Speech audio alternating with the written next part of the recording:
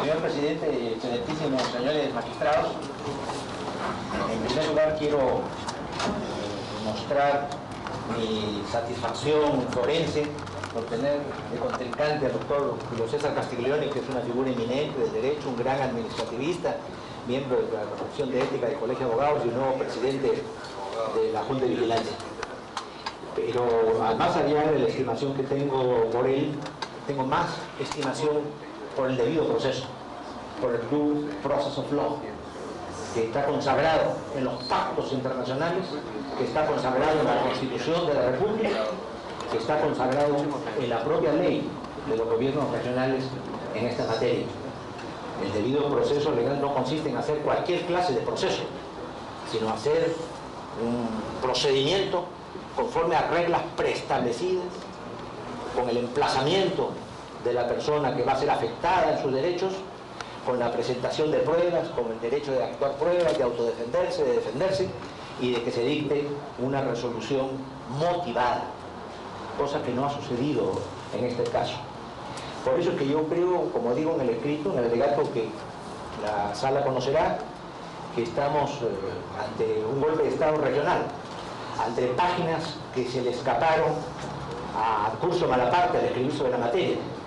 Este intento de derrocamiento de Gilardi no se ajusta a la legalidad. Aquí el dilema que se presenta es: ¿existe jurídicamente el reglamento interno del Consejo Regional de Áncash? Porque si existe, se han violado diversos artículos de ese reglamento sobre la validez y eficacia de la normatividad regional que exige su publicación en el diario oficial en peruano o en el diario local, sobre el voto dirimente, en la que el presidente de la Asamblea solo puede expresar su voto en caso de dirimencia, pero sin embargo el señor Narváez votó porque había 16 votos a favor y 2 abstenciones, él decidió votar, porque la clase de votaciones que hay en estos casos están previstas en el reglamento, y se señala que para procedimientos de carácter electivo tiene que ser secreta. Y este es un procedimiento electivo al revés. Se trataba de destituir al señor Freddy Gilardi por supuestas inasistencias, y sin embargo la votación fue nominal.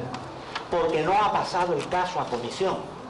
Esa sesión fue todo un aquelarre, en la que pese a que el consejero por Mariscal Zubiera decía mandemos esto a comisión, se hizo oídos sordos a esa petición principista. Pero no solo están constituidas esas comisiones desde el 12 de febrero del 2003, según ha aparecido en el peruano por acuerdo regional publicado el 30 de abril, sino que más allá de lo que dice el reglamento, la ley orgánica de gobiernos regionales dice que para el cumplimiento de sus funciones fiscalizadoras y normativas organiza su trabajo en comisiones. Aquí no hubo ninguna comisión, y como se evidencia, el acuerdo que vacó a Freddy Gilardi no fue publicado en el diario oficial peruano, ni fue publicado en el diario de la región. Eso aparece claramente documentado. Por otro lado, por más estimación personal que yo guarde por el señor doctor Julio César Castiglioni, él se personó en la asamblea del 28 de noviembre para fundamentar la petición de vacancia de los consejeros regionales. Pero eso no está permitido. Es como si en el Parlamento se convocase a la hora de fundamentar una ley a un abogado particular para que hiciera lo que los parlamentarios no hacen. Podrá ir un abogado a informar en la comisión, pero no puede presentarse en el pleno. Por más méritos intelectuales que tenga el señor doctor Castiglioni, eso vició el procedimiento. Además, fue de lo más extraño, porque mientras la ponencia de los consejeros regionales se refería a que había que declarar vacante a Freddy Gilardi por inasistencia a las sesiones del 3 de abril, del 14 de mayo, del 4 de septiembre y del 2 de octubre, y a 2 extraordinarias que no precisaban, cosa que es imposible técnicamente porque no hay emplazamiento, el señor doctor Julio César Castiglioni, al fundamentar como consejero regional de facto, se refirió a las del 19 de marzo, a la del 20 de marzo, a la del 3 de abril, a la del 14 de mayo, a la del 4 de septiembre, a la del 2 de octubre, a la del 6 de noviembre, y a unas extraordinarias del 28 de abril y 24 de septiembre. Entonces, estaba rompiendo el emplazamiento. A mí me emplazan por las 4 sesiones y termino juzgado por 8. Y lo más interesante es que cuando concluye su interesante exposición administrativista el doctor Castiglioni, ninguno de los consejeros regionales dice hago mío esta ponencia. sino que se procede a votarla. Entonces hay pues una destinación de atrás. No, las cosas tienen que votarse conforme a las reglas. Y si no hay reglas, es nulo. Ahora, vamos al otro tema. No existe el reglamento. Ya vimos si existe lo que pasó. Si no existe el reglamento, porque si no está publicado en el peruano, no hay manifestaciones en la sala ni de aprobación ni desaprobación. hay un dilema. Existe el reglamento, entonces en verdad esa regla no existe. ¿Y por qué no existe? Porque no se publicó. El propio reglamento dice que se publica, entra en vigencia el día de su publicación en el diario oficial. Y el diario oficial del peruano certifica que se ha publicado la ordenanza que manda a publicarlo, pero que no se ha publicado el texto del reglamento. Y existe doctrina y jurisprudencia al respecto.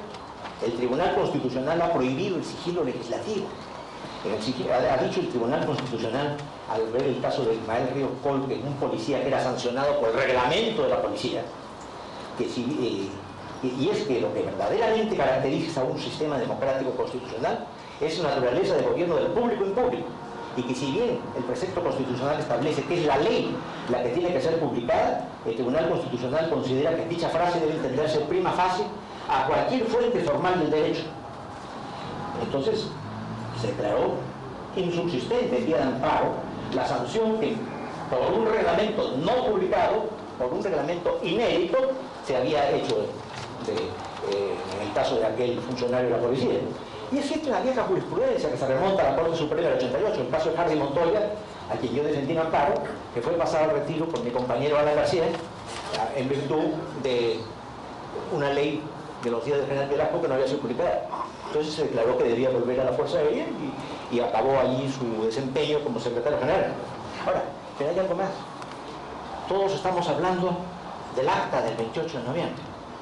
Y yo traigo aquí el viejo aforismo legal: non es in actis, non es in mundo. Lo que no está en el acta no está en el mundo. Repentinamente, después de notificarse a Gilardi con un notario, el día 4 de diciembre, se le notifica con el acta en la que los señores consejeros votaron por la vacancia, se le notifica con esa acta, pero esa acta no tiene una parte resolutiva. Con esa acta se ha apelado, pero realmente no tenía un contexto, un contenido administrativo. Pero en acto de prestidigitación, repentinamente aparece, acompañado por los consejeros regionales, que no son parte en este procedimiento. Aquí quien es parte del procedimiento es la región contra Freddy Gilardi, no los 16 consejeros regionales vacatistas. Ellos puedan votar como sea, pero no tienen esa representatividad. No califique usted. No es una calificación, digo que no tienen representatividad. No es una actitud peyorativa, digo simplemente que la región es la parte contraria. ¿Cuál te dice el acuerdo regional? El pedido de vacancia del cargo del presidente del gobierno regional, Freddy Gilardi, en aplicación del artículo 30 de la Ley Orgánica de Gobiernos Regionales y del Reglamento Interno, considerando que el artículo 30, numeral 5 de la Ley 27687, Ley Orgánica de Gobiernos Regionales, se establece que los cargos de presidente, vicepresidente y los consejeros son vacados por acuerdo del Consejo Regional por inasistencia injustificada a 3 sesiones consecutivas o 4 alternativas, en uso de las atribuciones que nos concede la ley, aprobar la vacancia del gobierno regional de actas de Freddy Gilardi y Álvarez. ¿Cuál es la parte considerativa? Donde dice, faltó a tales sesiones y en consecuencia por haber faltado injustificadamente a esas sesiones es que lo declaramos vacante. ¿Cuáles son? La del 3 de abril, la del 14 de mayo, la del 4 de septiembre, la del 2 de octubre o la del señor doctor Julio César Castiglione como representante y letrado de los consejeros regionales sostuvo aquel día. O sea que además este acuerdo nunca le fue notificado. Nos encontramos con que está inválido porque su texto no ha sido aprobado en sesión alguna. Los textos de los acuerdos celebrados tienen que ser aprobados y transcritos. No existe ninguna transcripción al respecto. Además, en los documentos que envía la región al Jurado Nacional de Elecciones, el día 10 de diciembre, aparece inventariada la redacción de documentos elevados a este jurado y no aparece este acuerdo regional que ha aparecido a las finales con todos los efectos formales que tiene. ¿Cuándo se celebró el acuerdo, señor presidente? no se puede haber celebrado, porque comienza diciendo, en sesión ordinaria del Consejo Regional de 28 de noviembre de 2003, si la sesión comenzó a las 10 de la mañana y terminó a las 6 de la tarde, ¿en qué momento fue redactado? Y además, cuando en la sesión del 4 de diciembre se aprueba el acta de la sesión anterior, 28 de noviembre, y no aparece ese texto. Es una revista de las actas operantes en autos de esa naturaleza, se ve que en las ordenanzas, en los acuerdos regionales, aparece la propuesta, aparece la ponencia, aparece la moción y aparece la transcripción de lo que se aprueba.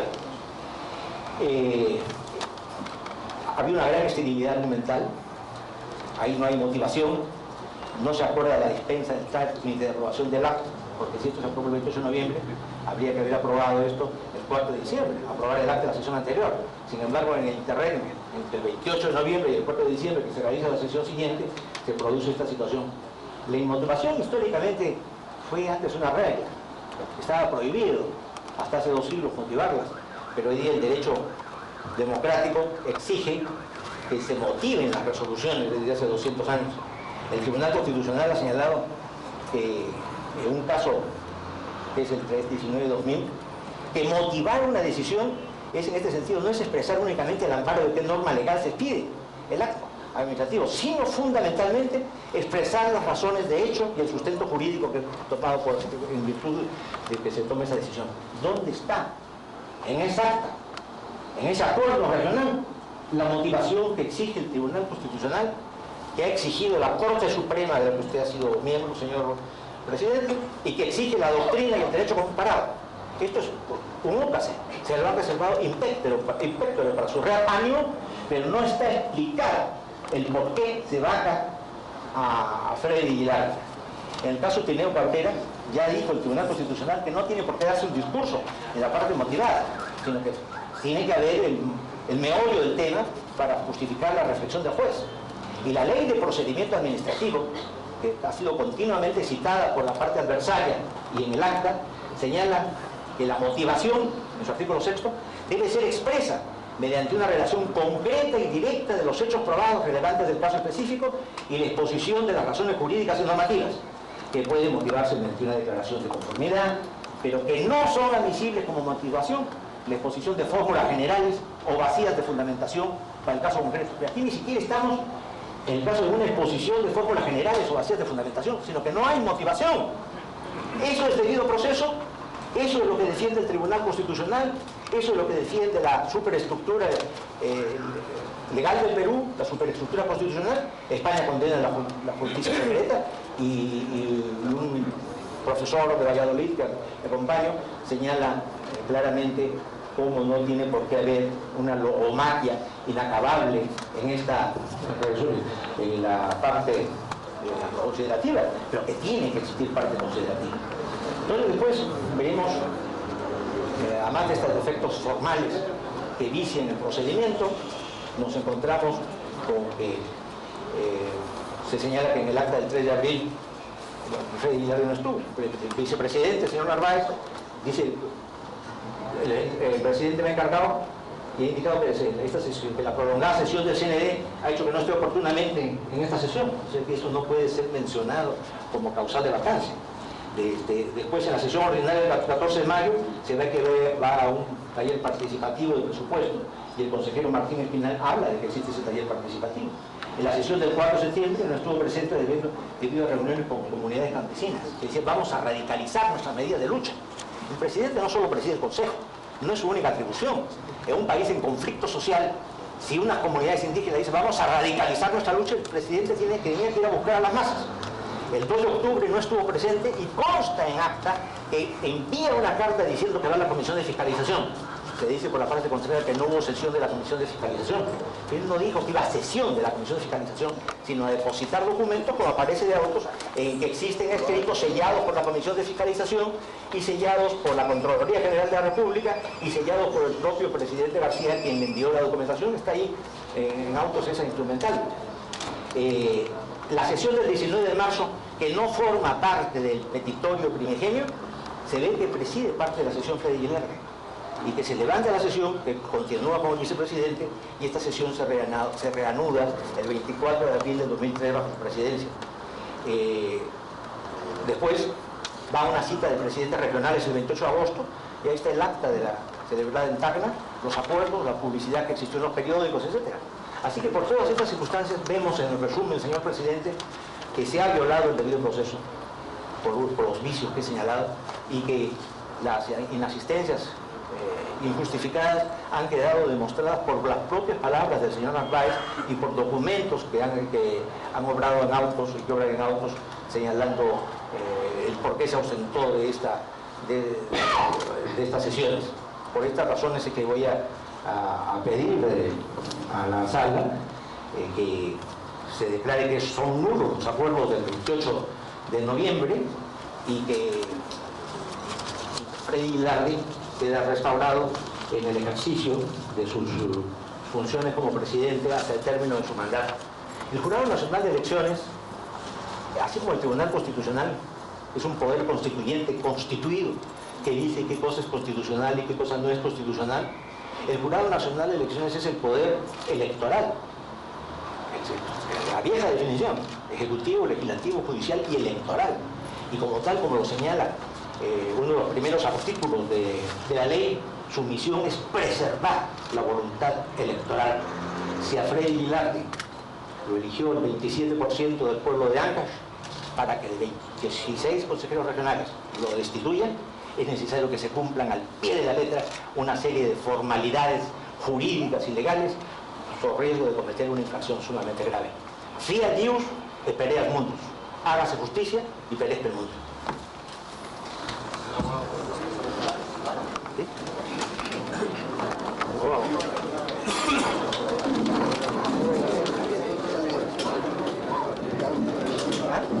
Gracias, señor presidente y dignos magistrados. Vengo a este honorable colegiado a solicitar se sirva a confirmar el acuerdo de Consejo Regional de la región Ancash que declara la vacancia de presidente Freddy Guilardi por los siguientes fundamentos que paso a exponer. Sin embargo, señor presidente, dignos magistrados, debo puntualizar lo siguiente. Traigo entre mis manos la fe y la esperanza de un pueblo golpeado por la naturaleza, pero que quiere que algún día, que sea pronto, pueda arraigar un gobierno regional con participación democrática. Señor presidente, dignos magistrados, antes de entrar al fondo del asunto, permítanme hacer algunas precisiones con el respeto y el cariño que le tengo a mi amigo el doctor Javier Vallerriestra. Él ha manifestado algunas situaciones que no podemos dejar pasar por alto. Ha dicho que ha existido esterilidad mental. No, argumental. Ha dicho, señor presidente, que es un golpe de Estado de facto. Ninguno de nosotros sirvimos a una dictadura, señor presidente. Ha señalado que solo se publicó la ordenanza, señor presidente, en la cual se daba conocimiento a la población guaracina de que se había aprobado el reglamento interno del Consejo Regional de la región Ancash. Ha dicho que no fue remitido a una comisión. Y nuevamente, señor presidente, esto nos demuestra que, si bien es cierto, el doctor Javier Vallerriestra es un eminente constitucionalista, no conoce el tema en materia electoral ni materia regional. No, señor presidente, cuando se solicita una vacancia, se admite ante el Consejo corre traslado al vacado o a quien se solicita la vacancia, este hace su defensa ante el Consejo y el Consejo vota. Y de ahí vamos a hablar del debido proceso, señor presidente. Se ha dicho que el acuerdo del Consejo no fue publicado. ¿Dónde saca el doctor Javier Vallerriestra que los acuerdos de los consejos regionales que declaran la vacancia son publicados? Se publican los acuerdos de este pleno que declara la vacancia finalmente. Se ha dicho que hice de abogado de facto. Señor presidente, pero una verdad a medias no es verdad. Lo que no se dijo es que el vicepresidente Ricardo Narváez Soto llamó al vacado Freddy Guilardi en reiteradas oportunidades y dijo, y si se encuentra presente su abogado, que haga uso de su defensa. Y llamó a su abogado en reiteradas oportunidades, y acá están los consejeros que no podrán dejar mentir, señor presidente.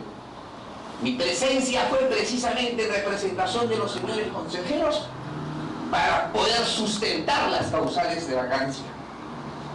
Yo no sé de dónde saca mi directo amigo, el doctor Javier Ayerriestra, que los señores consejeros no son parte en este proceso. Si son los peticionantes, señor presidente.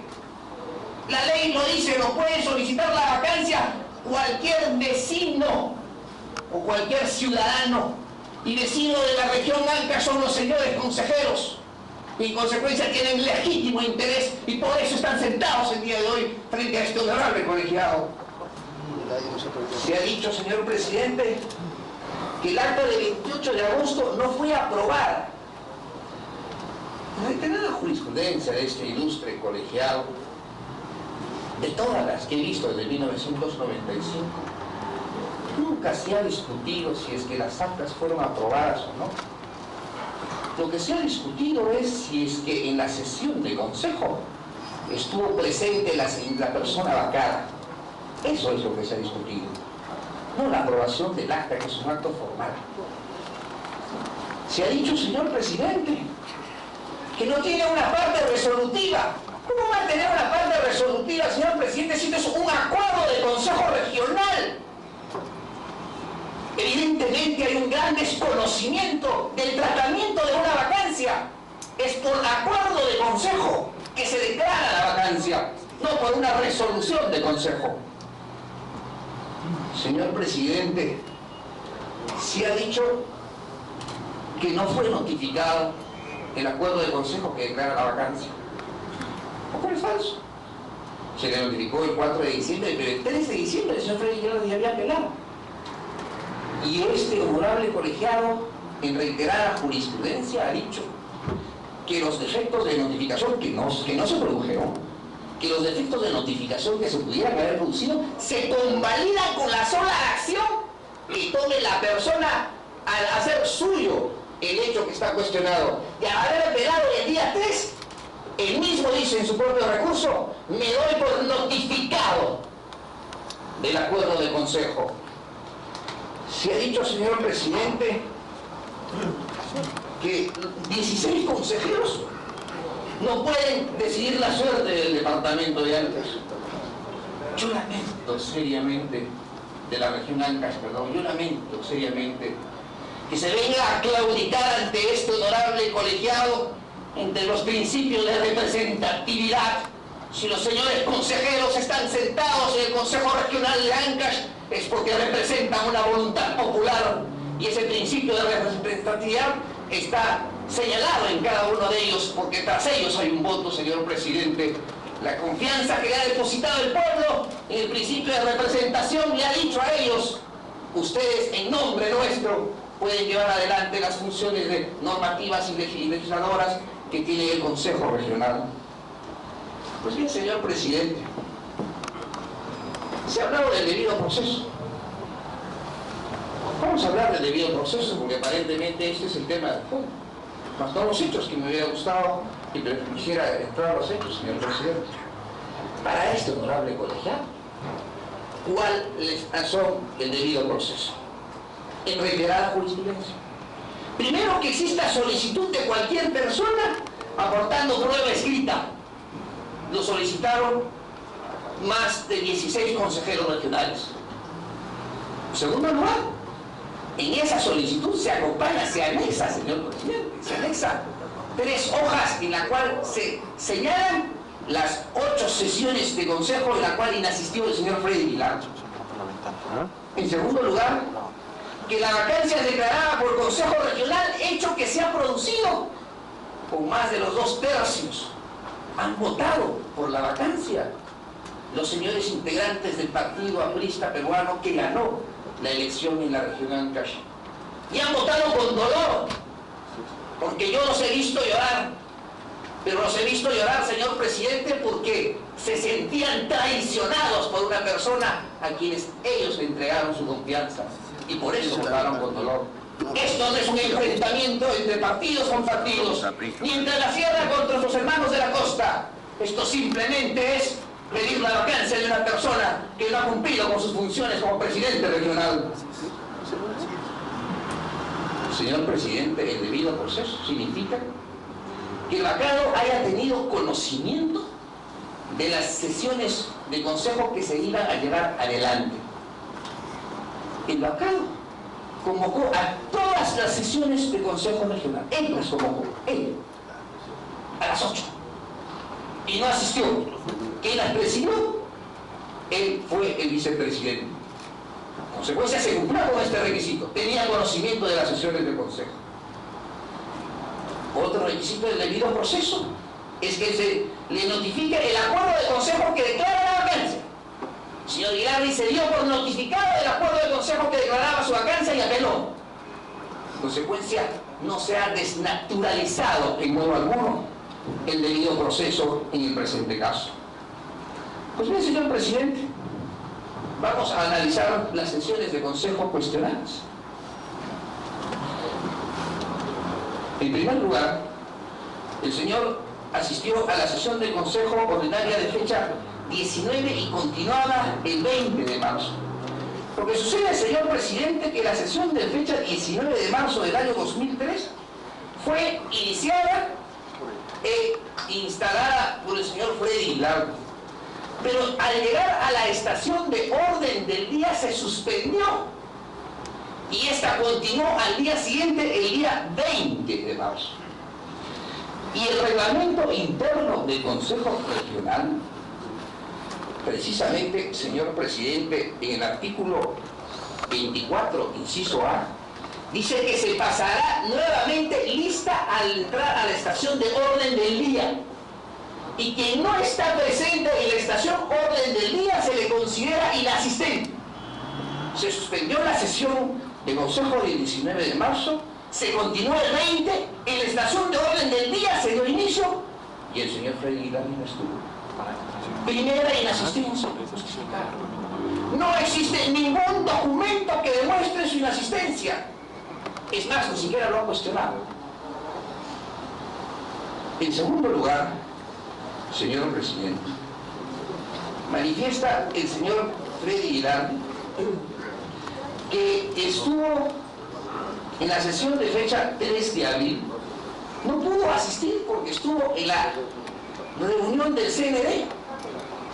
Tenemos el reporte del CND. La sesión en el CND fue el 2 de abril, señor presidente, y no el 3 de abril. Y señor presidente, esta sesión de fecha 3 de abril se llevó a cabo en la ciudad de Chimbote, en forma descentralizada. De la ciudad de Lima a la ciudad de Chimbote hay 5 horas en vehículo oficial. Y la sesión de fecha 2 de abril fue en horas de la mañana en el CND. Pudo llegar el mismo 2 de abril. Pudo viajar el mismo 3 de abril en la mañana porque los señores consejeros sesionaron en la tarde a las 6 de la tarde. Según la propia acta, señor presidente, que obra en autos. La sesión ordinaria de fecha 14 de mayo, sí, realmente es de replay, señor presidente. El señor Freddy Guilar ingresa un documento, un supuesto documento, con fecha 13 de mayo, donde dice que va a participar el 14 de los corrientes a inaugurar y exponer en el taller seminario Presupuesto Participativo 2004, organizado por el gobierno regional. 14 de mayo. Pero en el documento, en copia fotostática simple que ha acompañado, no está el sello de recepción, el número de ingreso, y más aún ha sido ingresado supuestamente fuera de las horas de la atención de la administración pública. Señor presidente, se quiere argumentar esto con las hojas de viáticos supuestamente que ha presentado el señor Freddy Guilar, Y cuando entra en una propia contradicción, porque señala en la hoja de rendición de viáticos, señala que estuvo